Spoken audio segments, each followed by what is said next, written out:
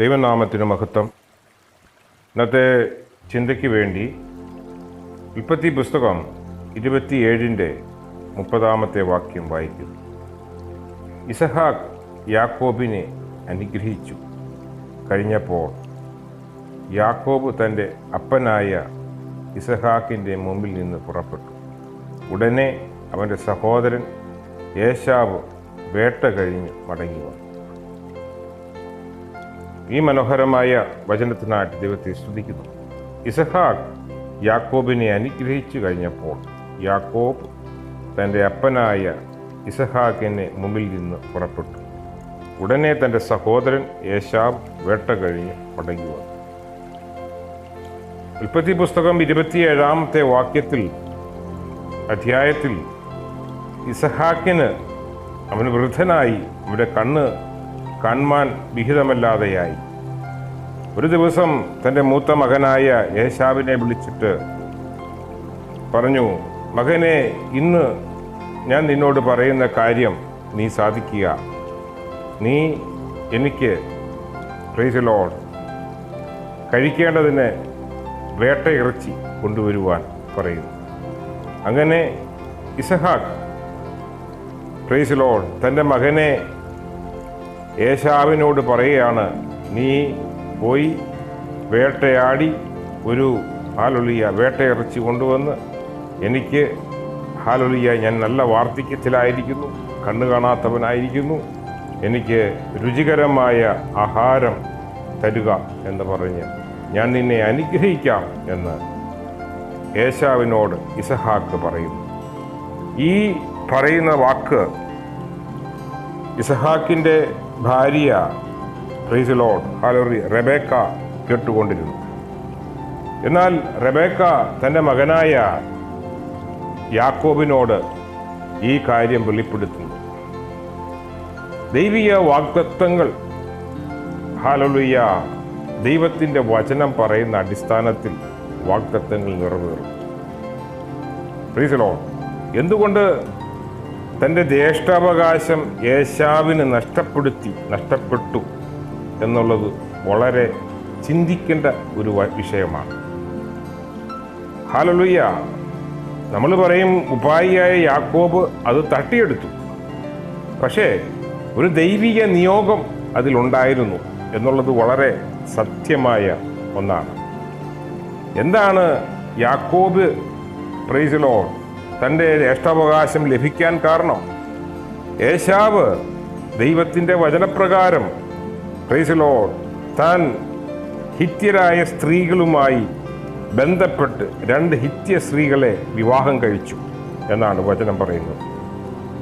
ഒരു വാഗ്ദത്ത സന്തതിക്ക് ഹല്ലേലൂയ ജാതികളുമായി ഇണയില്ല പിണ കൂടുവാൻ കഴിയുകയില്ല.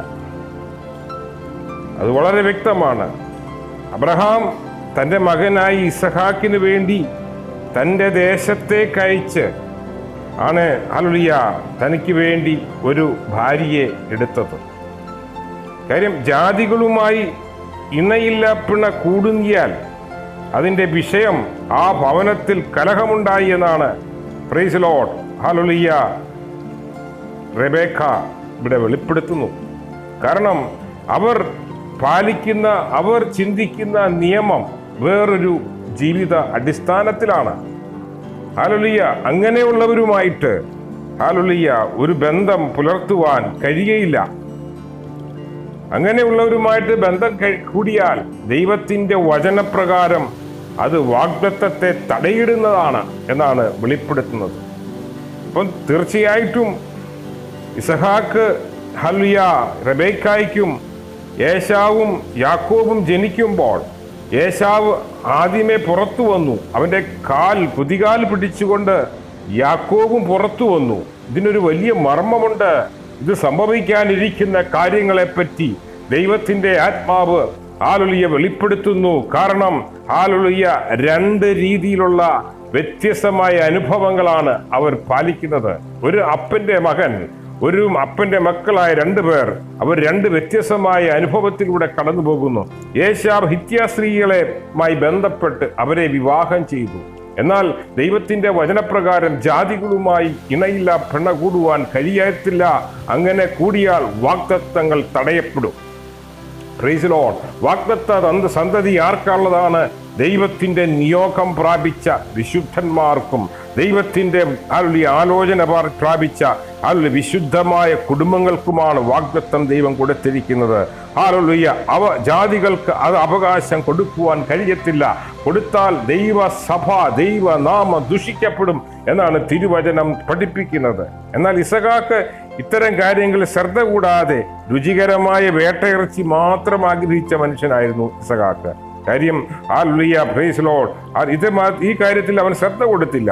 ഏശാവിനോട് ഇസഹാക്ക് പറഞ്ഞു, കാര്യങ്ങൾ ശ്രദ്ധ വെച്ച് കേട്ട റെബേക്ക തന്റെ മകനായ യാക്കോബിനെ എല്ലാം വെളിപ്പെടുത്തി കൊടുത്തു. തന്റെ സംശയങ്ങൾ ഉണ്ടായിരുന്നിട്ടും ഇസഹാക്ക് ദൈവത്തോട് ആലോചന ചോദിച്ചില്ല. Praise Lord.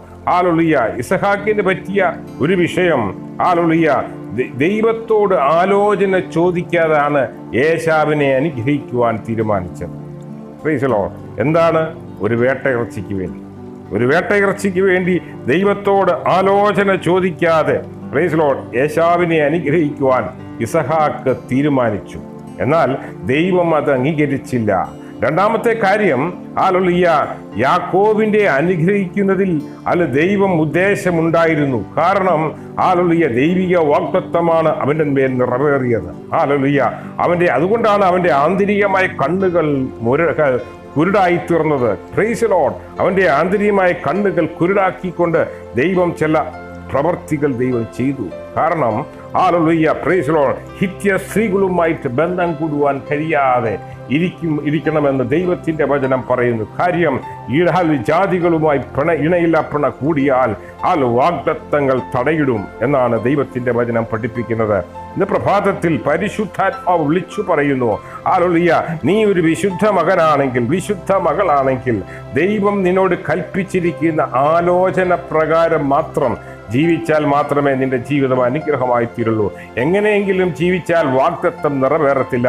ഇന്ന് അനേകർ വാഗ്ദത്തം ലഭിച്ചിട്ട് വഴിത്തലക്കിലും പലയിടത്തും കടന്നുകൊണ്ട് കഷ്ടപ്പെടുന്നു. കാരണം ദൈവിക വാഗ്ദത്തങ്ങൾ നിറവേറുവാൻ തടസ്സപ്പെടുന്ന നമ്മുടെ ജീവിതത്തിന്റെ ചില സ്വഭാവങ്ങൾ, നമ്മൾ വരുത്തി വെക്കുന്ന ചില പാകപ്പിഴകൾ ദൈവത്തിന്റെ വചനം പറയുന്നു. ആ വിഷയത്തിൽ നാം ശ്രദ്ധ പുലർത്തണം.